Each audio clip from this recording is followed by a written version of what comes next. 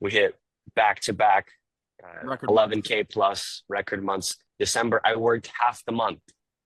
The month I worked and I made 8K in commissions. This month we're on pace to I think like 20K.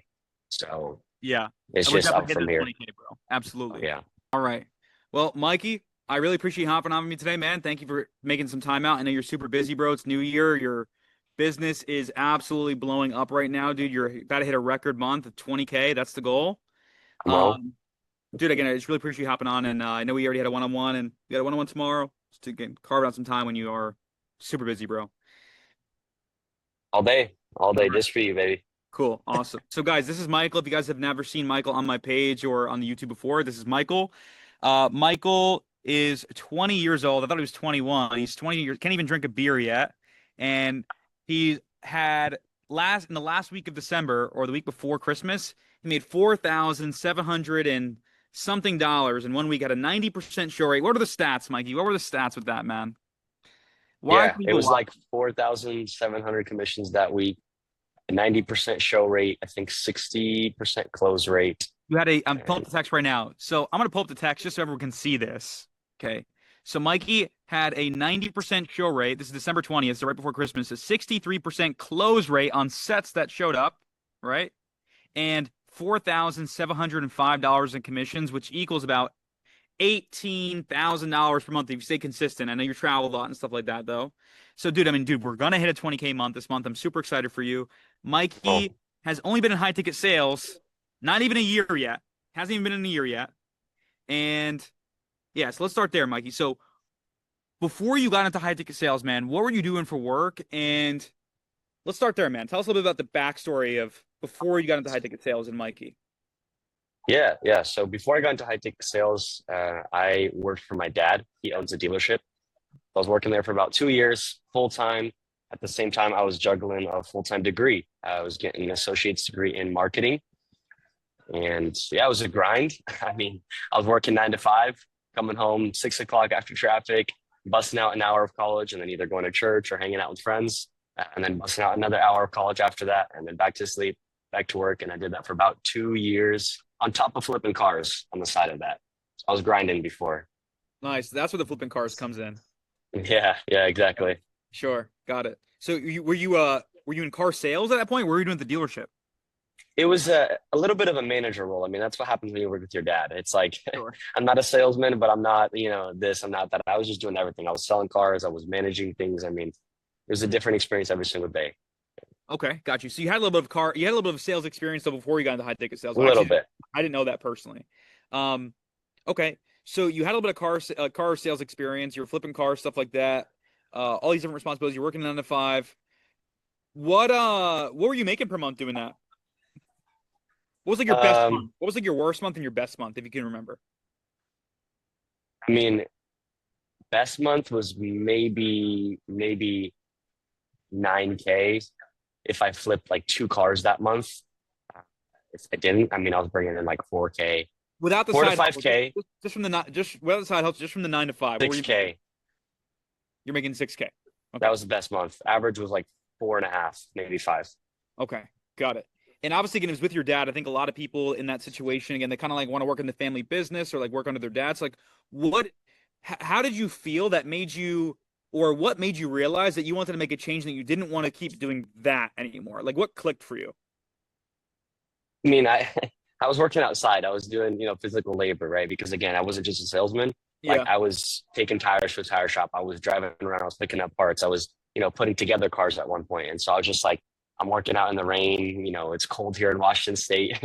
So Yeah. I'm just like, dude, my dad, I mean, dude, he's an absolute killer. Been doing it Yeah. for like 35 years, providing for a family. I mean, I love it, but I wasn't for me. I tasted and experienced it, helped my dad out, but I was just like, I don't want to be doing this forever. Um, and Sure. so, after all those hours and everything, I ended up going to Bible college for like 4.5, 5 months, went and served at the mission field and then came back.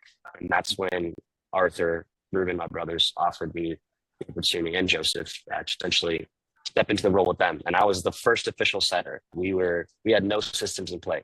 I was the test product. Yeah, for sure. Okay, got you. Now, let me ask a little bit more of that before we get into the high ticket sales part and how you got into it, and I want to talk about that. But because your situation is unique and how you got into high ticket sales, but you said that you didn't want to do it forever. You got the taste, and I think that a lot of people think that way, right? Where they're like in a job, like I know for me, bro, every single job that I've ever had. Let's go. Justin just closed. Justin just got a deal. He just got a text. Hey, Let's come go. on. Yeah. So, dude, like for me, when I first started out, like before I was in high ticket sales, before I was even in college, right? Like I used to work at my first job was at Wetzel's Pretzels in the mall. I used to sell pretzels. I was like 14 years old. I'll pull up a picture. I'll put it in here. So, but I remember like again working that job, and I'm like, damn, I don't want to be doing this forever. Like I was seeing the people that was working there. Like I had this manager. Her name was Beth. Poor Beth. I think she's still working at Wetzel's Pretzels, and I'm like, man, I don't want to live like this. She was like super exhausted all the time. She was super tired all the time. And I was like, always pointing out money. I'm at 14 years old. I'm like, looking at this lady. She's my boss. I'm like, I don't want to be like that. And then I got a job at ShopRite, which is like one of the local uh grocery stores back in upstate New York. And then I'm looking at the people there. They've been working for 20, 30, 40 years, right? In like the union, whatever it is.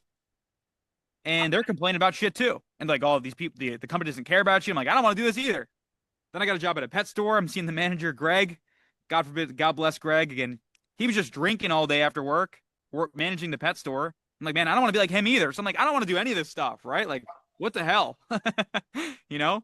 And then I got a pizza delivery job, and I'm like, man, I remember the day I quit my pizza delivery job. It was like 12 o'clock in the morning. It was like the last delivery. I had to drive like 30 minutes away. The person literally gave me the exact amount that it was for the pizza, like to the change, like to the penny. And he's like, can I get change back? And I'm like, I like to have coins on me. Like, what are you talking about? It's like, it's literally 12 a.m. It's in the morning, like 12 a.m. in the morning. Next day, as a matter of fact, I crashed my car, which is crazy. I think I was so stressed out. And but yeah, Same. I quit that job. And I'm like, man, I don't want to do any of this stuff. Right. So like, I need to do something different. And that's what it was for me. It's like, what was it for you when you're in the car dealership? I know it was with your dad. So that made you feel like, man, I don't want to be like this forever. Right. Like, what was that like for you?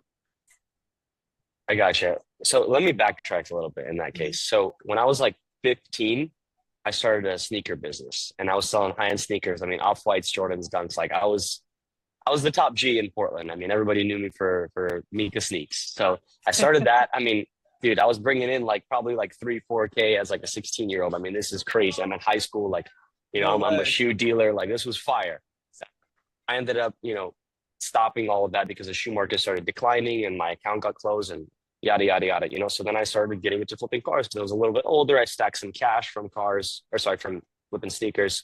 And so I got into the car industry and I was just strictly flipping cars. Yeah. And it was good. I mean, there's been months where I'd make, 5, 7K as like a 17-year-old, right? But then there's months where I made zero because it was dependent on how many cars I ended up flipping. So I'm like, Sure. okay, I need something a little more consistent. Yeah. My dad had a job opening because one of his top guys was getting married, moving out to a different state. So I started working for my dad. It was great. I loved it. I mean, I've been blessed. It's not like to the point where I was just like, I was like dying to get out of this. Like, I've been blessed. I had a good job. Yeah. But yeah, again, I mean, working outside, like doing all this, like after like a year and a half, I was just like, I mean, I got to do something different, right? Like I'm putting in, 40, 45, 50 hours a week, Yeah. and I'm making like 5K, which is good for an 18-year-old. But I'm Yeah. like, I think there's something more, right? And it's like, yeah, I could flip one car, make 4 or 5K, but it's not consistent. So I can't go back to that.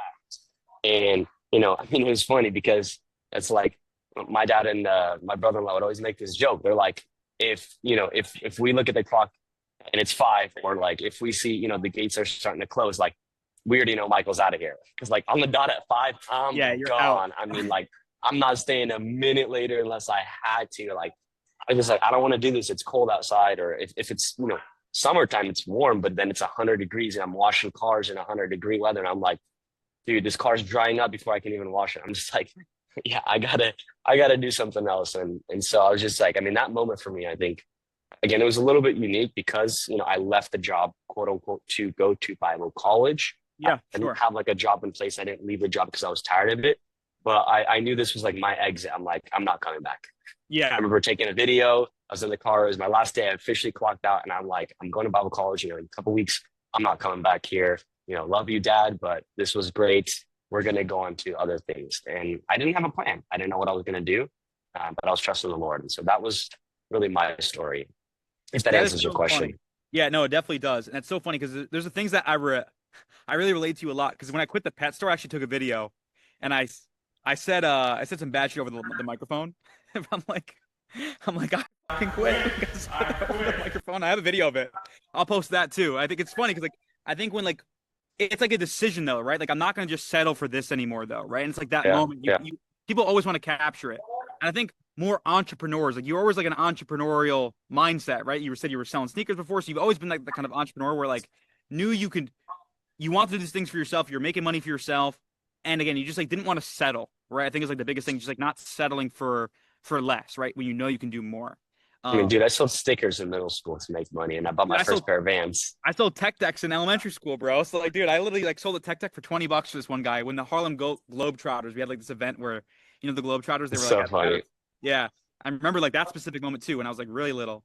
But yeah, it's like so I think again, people that are like very entrepreneurial mindset would do great in high ticket sales. And again, that kind of shows like me and you both kind of had a similar story again. We like took videos when we quit the jobs, like again, like sold stuff when we were younger, like stuff like that. Um, Now, one more thing I want to talk about before we actually get into high ticket sales, right? Because most people that are doing okay right now, they're doing good. They're like comfortable, they're making good money, their bills are paid. Again, you were 18 years old working for your dad, like you're doing good, right? Like most people also settle for that. They don't just, they don't go out and do more even though they know they should, right? It's like, why not just like settle for what you were doing before, man? Like what made you really want to go after them more? I mean, I think it goes back to that entrepreneurial mindset. I was Mm. like, this is great. I've been able to stack some cash working for my dad. I've been able to help him too. That was huge. Take Yeah. some of the load off of him. Yeah. But I'm like, I mean, I'm not going to go around, making maybe 5 to 7K every month. Like something's got to change. And so for me, I was just like, I want to do something different, right? Yeah. Whether it's a new job or whether it's real estate investing or whatever the case may be. Like I was Yeah. always out for something more because of that entrepreneurial mindset. Yeah. And so I think that just in my mind, I mean, growing up in a family of business people, like it just always stuck to me. And, I guess it's also even like a factor of like, okay, well, they're all business people. They're all making X amount of money. I'm not going to be the one working 9 to 5. Like I got to step up to that level. Yep. So there's two great lessons in that even. And again, this is like gems, dude. And I think a lot of people again people look up to you in the community that we're in right now. People look up to you in the free community. Again, they see your stuff. People look up into YouTube. I get messages about like the videos that we post about you. Right. So it's like, dude, people actually look up to you, Mikey. Like you're crushing right now. And the two gems I just picked out of that were number one, as an entrepreneur, for you to take the next step, you should stack up cash. You'd be way more confident in yourself to take that next step and quit. Right. To stack up cash. And then number two, it's who you surround yourself with, right? If you're surrounded by people who are Correct. you know, I always say this saying, right? It's like if you surround yourself with 5 crackheads every single day and you ask them what you should do with your time and money, what do you think they're going to tell you to do? It'll be the sixth. All right, exactly, right? You surround yourself with 5 entrepreneurs who are doing really great things, right? You're building up, right? So it's super important to put yourself in a position if you're not in there to have awareness, like, hey, these people around me, because that's what I had, right? I was around poor people. Like my mom grew up in a trailer park, my house burned down. We were so poor, we didn't have house insurance, we lost everything.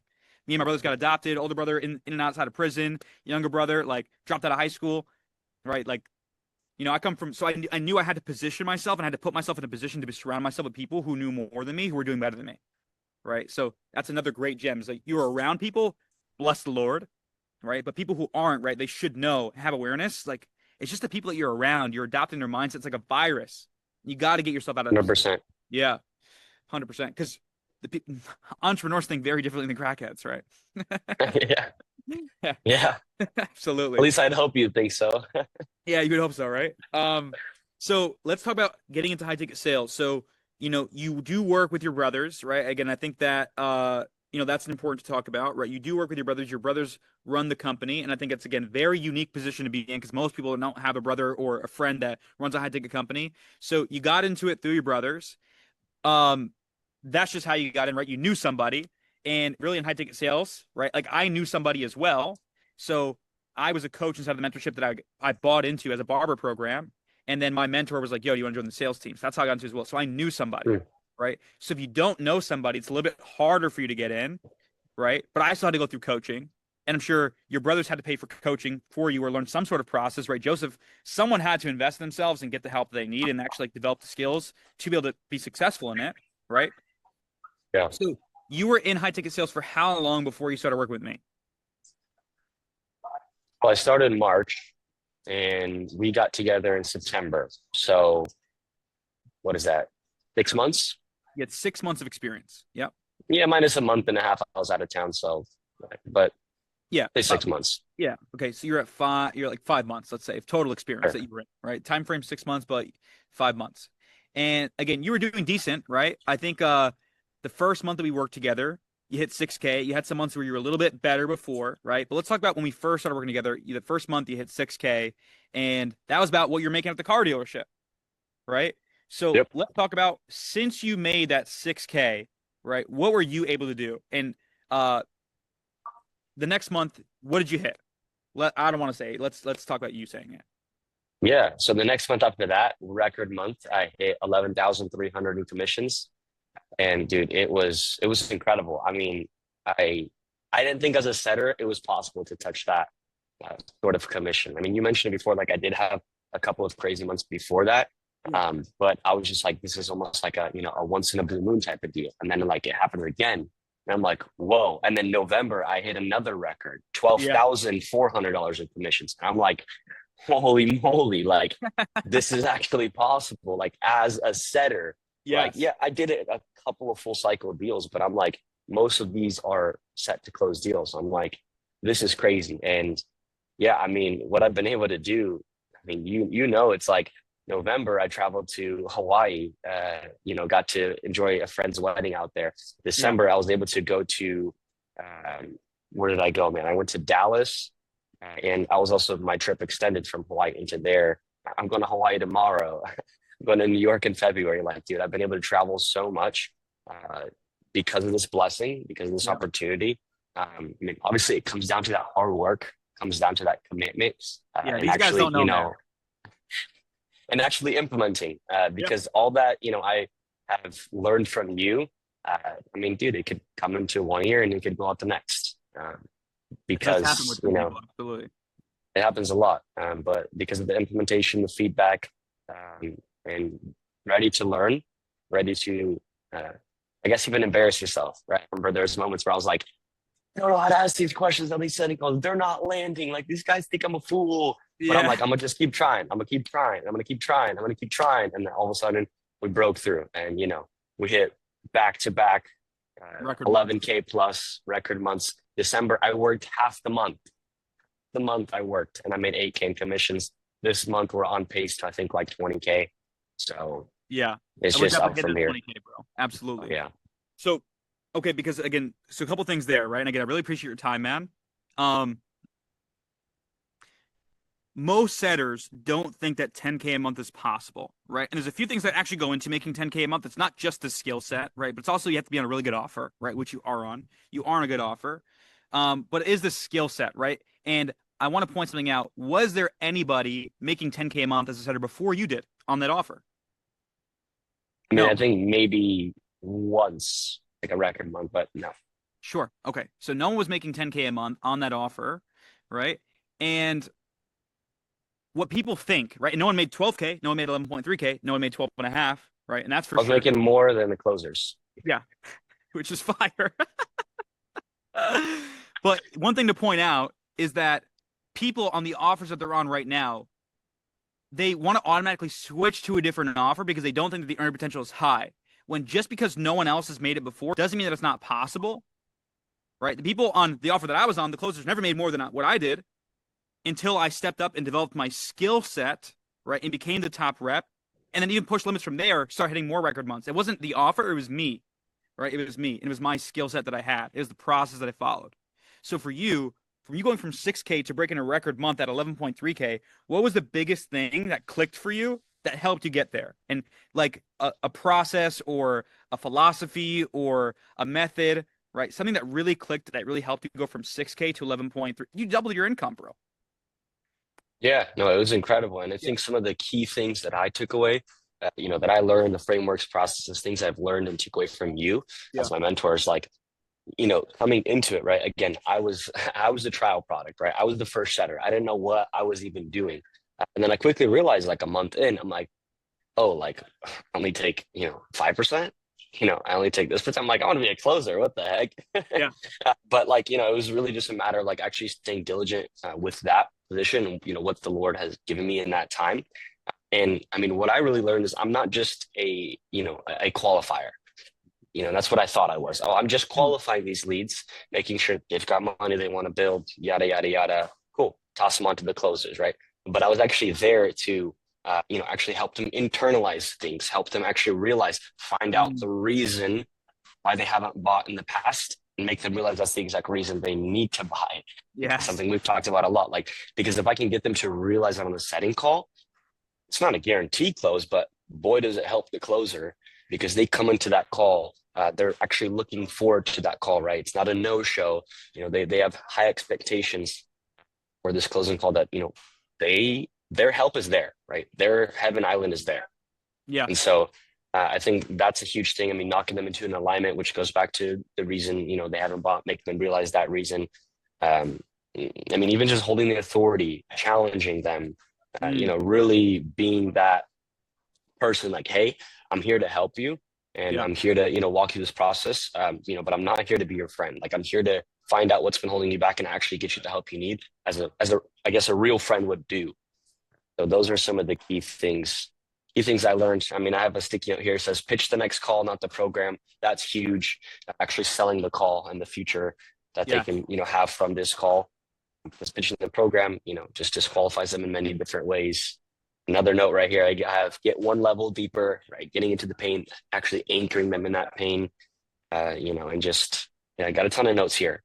And also Dude. another thing, huge thing, something you mentioned is actually serving first and selling second. I mean, I'm a believer, right? Like I go to church, I understand the aspect of like helping people and actually, doing things and being kind and coming to serve people. But, it's like, it doesn't almost make sense in the workspace. And I take a sales, but when I actually adopt that mindset of like, I'm here to help this person, I'm here to serve this person first, Yes. and then actually be the bridge, that gets them from A to Z, from Hell Island to Heaven Island, and actually sell them then, dude, game over. Yeah. I think that's what I was going to bring up. And dude, there's honestly so many gems, right, that you just dropped for even people who are just watching this who are, in sales. I don't even have Free to. sauce. Yeah, free sauce. You guys just got the free sauce, right? There's so much stuff that you just dropped, which I love because again, that tells me that you internalize that stuff. And I think the biggest thing over all the tactics and it's just being there to serve the person and being there to genuinely help out the person realize what's been holding them back and being their friend. And not, again, not being friendly, but being there for them like a friend and saying, dude, if you have this problem and you have this goal and you know this is the method to get there, the only thing that's really holding you back is you, right? It's you taking the actions that you need to actually get to where you want to go, right? It's the investment and the work that it takes for you to get there. So like what's really held you back from doing that? That way we can figure out how to actually hold you accountable and help you get to your goals. Because we can show you exactly what you do. And you can, a coaching program or any mentor, Jesus Christ could get fly out of the sky and give you golden Bible, right? But if you don't apply yourself, right? Invest the time, the energy, the focus. You don't live by the rules, right? It doesn't matter, right? You're not going to get to the goal. You have to do it. You have to apply it. Would you agree? 100%. Yeah. And again, us holding the person accountable to do those things, it's what's going to get the person the result, not the investment itself or not the work itself, but both together, right? And if you can't get someone to take those actions, they're not going to get the help they need, even if they do buy, right? So, Exactly. Because yeah, it shifts the prospect too. Because yeah, then they don't pay and then don't do anything because then we failed as mentors, but they actually take the step of action. yeah. Get Because I them to mean, I put the tell it to people on the responsibility on phone, them. yeah, it's like the client success is super important to us. We don't just say that because we actually want these people to succeed. Because if they're Yeah, not succeeding, we're failing and they're failing, yeah, most definitely, even though we 100%. got the money. But at the end of the day, right? Even if you do guys do get the money and they don't get the success, who really failed, right? Because again, we're not holding them accountable. We're not getting them to take on responsibility. And who really looks bad to the people watching, Exactly. right? Who looks bad? Is it the prospect or is it the company, right? And as any company should feel, they shouldn't want to just take people's money. They should be there to help the person out because if they just there to take people's money, right, and you don't actually help them, it makes the company look terrible and it's not going to last long term, right? So you have to understand that these companies that are there selling these coaching programs, right, that you're working for, are in it to actually help the person out. That's why they started the business in the first place. And in turn, they obviously, with more help you give, the more you become, the more people that you help, right, the more that you are compensated, right, which is great. And it's a double thing. But yeah, if the company doesn't help out the person, they're not going to last, right? Yep. So in order for the company to really last and have a strong offer, they have to have really good results. And to have really good results, you got to put the responsibility on the person, and that's what we can do as sales reps. So great takeaway. Cool. So now you're in high ticket sales. And one question I do have, what does like the workload look like for you right now, man? Realistic workload, because I think a lot of gurus sell, dude, work 1-2 hours a day, jump in the pool, go surfing in the middle of the day, right? Like again, you're traveling, which is great, and you can do that. Absolutely. You have the freedom. You can work fully remote from your laptop, computer, wherever you want, whenever you want. But at the end, if you want to hit these certain goals, right, like crushing, breaking records, what does that actually look like? Because I'm sure it looks different than when you first started or, what other people are doing right now. So can you talk a little bit about that? Yeah. I mean, the simplest answer I have is it looks like paying a price. Like that's the easiest way to put it. If you want what others don't have, you're going to have to do what others are not doing. You're going to have to put in the work. You're going to have to put in the volume. You're going to have to grind, right? I love how Alex Hormozy says it. It says, do so much volume that it's impossible for you not to succeed. Like you're doing Yeah. so much that like if somebody looked at your data, they'd be like, you have to be succeeding, right? Mm. Like you just it's impossible. And so it looks like a grind, right? Like you mentioned, like it's a blessing that I've been able to travel. I've been able to work wherever I want, whenever I want. But like people might see that and be like, oh, he's lucky, he's making this money, he's traveling. You don't know the 6 months or the hours I went through. I mean, take yesterday, for example. I get home and it's like 5 o'clock and I'm gassed. I mean, I had a couple closing calls, I had some talk time, like I was just tired. I lay down in bed, I take a quick nap before, I went to this prayer. And I see on my calendar, I forget I'm supposed to call somebody at like 4:30 or 5 o'clock. And this is like No, the me. third day. This is the third day that I've like moved him because I have not been able to connect with him. And Yeah. my first thought is I'm like, no, I'm so tired. I'm about to take my nap. But then the second part of me says, well, I have to take responsibility. I've moved him, and these are the prices that I have to pay in order to, actually break these records and to do this. And so I talked to him for 20 minutes, even though I'm laying in bed and I'm, extremely tired, but I did. And, we're going to find a way to get this guy to help. Yeah. I think that's the analogy to use. I mean, yeah, I love it. I love using if you want to get a place others are not at, you're going to have to do things that others are not doing Yeah, and absolutely. And I surround think yourself in that environment.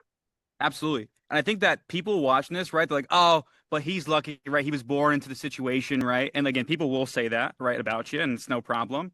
But people are like, oh, but, and again, like me personally, I wasn't born, but I'm teaching you. I wasn't born into it. It's like you really have to, if you're not in the situation where you see other people do it, you have to put yourself in a position to do it. And it may take a little bit more work up front to do that. But at the end of the day, most people say they want to get to all these different goals, right? Oh, he's lucky because he can do that. It must be nice. But they're just not willing to take the actions and the investment and the help and the focus and the energy and the risk that it takes to get there, right? It's not everybody has their own struggles, whatever life they are, right? And at any point in life that they are, like everyone has struggles. Donald Trump has struggles, right? Donald Trump. But it's like you know, you have to, the biggest thing there is like, again, you have to, once you're in the position to succeed, you have to put in the work. And again, it's not just easy pickings from there. It still takes a lot of energy, a lot of time. Like, dude, yesterday you told me we had our one-on-one, you worked like a 12-hour day after travel, right? Because you saw Yeah, someone else and you had this competition, right? And you're obsessed with being the best and you're committed to it, right? So it's like, it's not just saying that you want to do all these things and break records and achieve the financial success and have the traveling and have the lifestyle, but it's to actually do it, right? And know why you're doing it in the first place, which I think is really important that most people should pick up on. absolutely. Yeah. Yeah, 100%. I mean, even like getting this position, in high tech sales with my brothers, like it wasn't, where they're like, hey, you want to come work with us, although they gave me an opportunity, all credit, to them, to the Lord, like I'm super blessed, but like I had to be persistent. I had to Yeah. reach out to, Arthur. I had to reach out to Joseph. I had to like mention multiple times, hey, I want to work with you guys. And then Yeah. finally got a meeting set up and finally was able to get that position.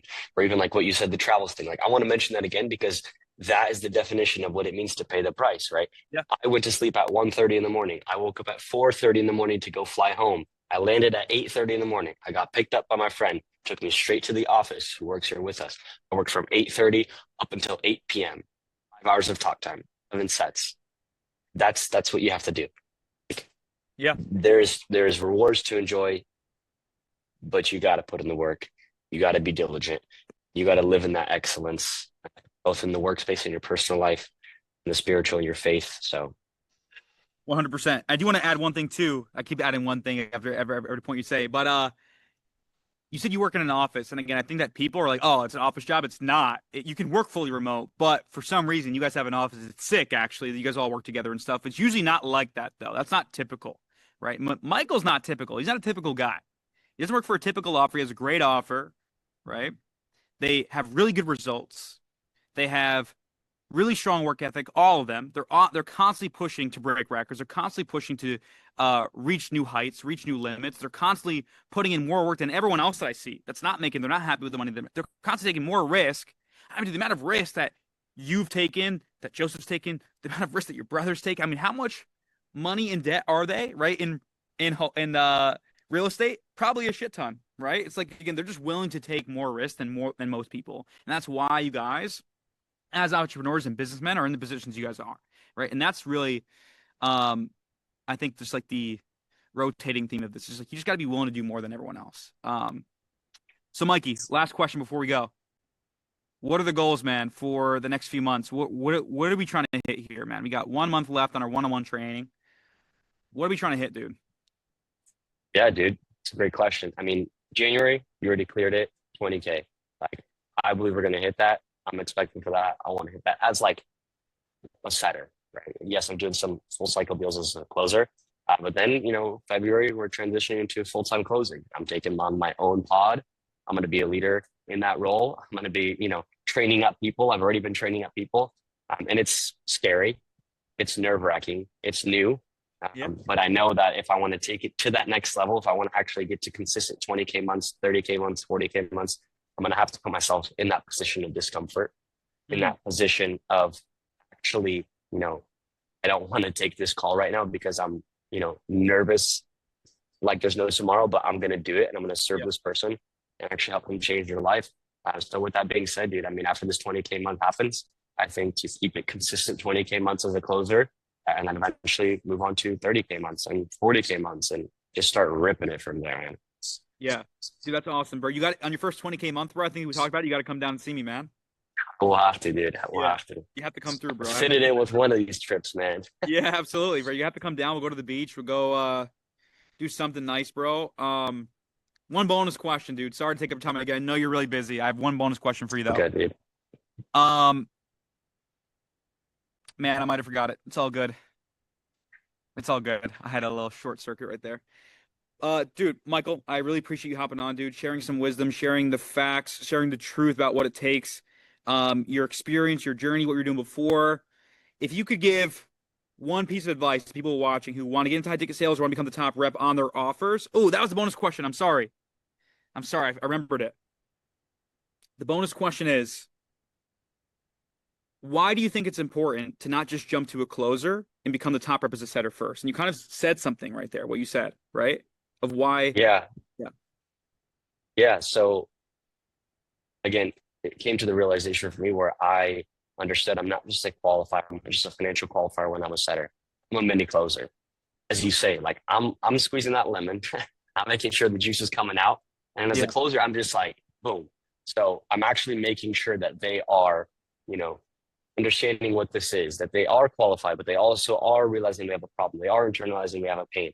So not to cut you off, because that's really good, but I meant more for leadership in the team and becoming a good closer, right? Why it's important to become a really good setter and the top rep as a setter in order for you to step into that closer role. Like, why do you think that's important? And you said because you have to train your setters, right? And you're going to have to train. Yeah. Oh yeah, absolutely. Yeah. I mean, you got to train the setters. I mean, like, again, because how similarly closing and setting is, like if you can become the top setter, the transition to closing is going to be much more seamless, right? And then exactly what you said, like now we have 2 new guys. I've been able to train them. Yesterday, I trained them Monday I train them. Like I'm able to give them some of those games with this sauce that I've learned. It's going to tee them up for success, right? We have another guy, one of my buddies that I'm really close with. He started working with us. I've been able to train him.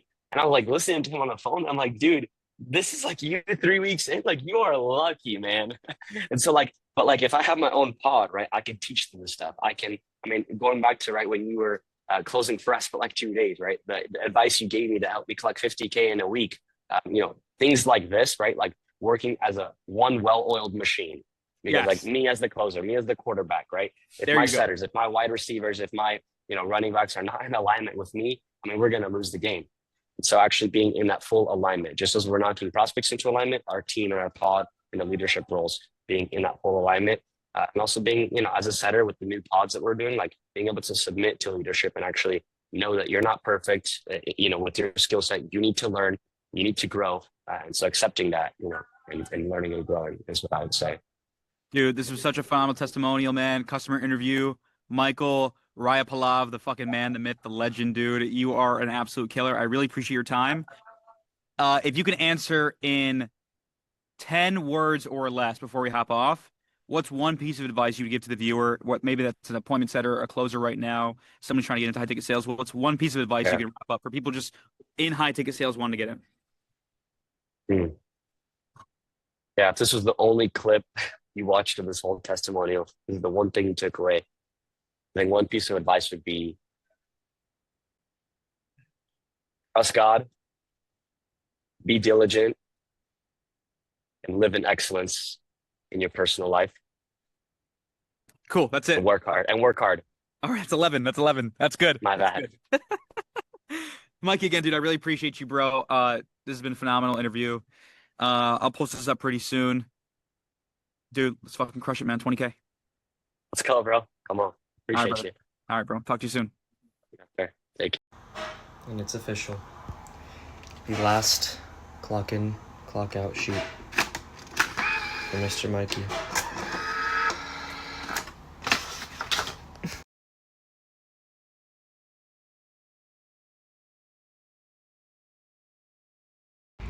Update. That's it. No more Arado. Oh my gosh, this is crazy. This is a crazy new season of life. It is August 8th, August 7th, 2024, 4:07 p.m. We are officially done with Arado, heading on to the next season of IDT. Let's go!